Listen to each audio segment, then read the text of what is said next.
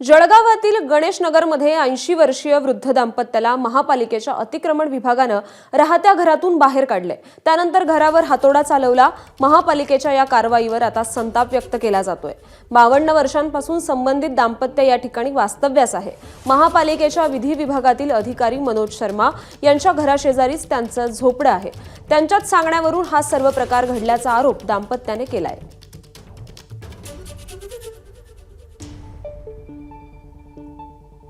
मला बरायला घरात निंदार नाही। या मनोज शर्माने माझं घर तोडलं। मला कोणीच नाही आहे। मी याच्या दारी मी माझी आत्महत्या करीन। मी नाही तर माझ्या राहत्या जागेत ते करीन। मला एवढी नम्र विनंती, दादा माझ्याकडून बोलत नाही आहे। मी आपल्याला बोलून आपल्या विनंती फोटो करतो की निवेदन करतो की मला योग्य तो न्याय द्यावा।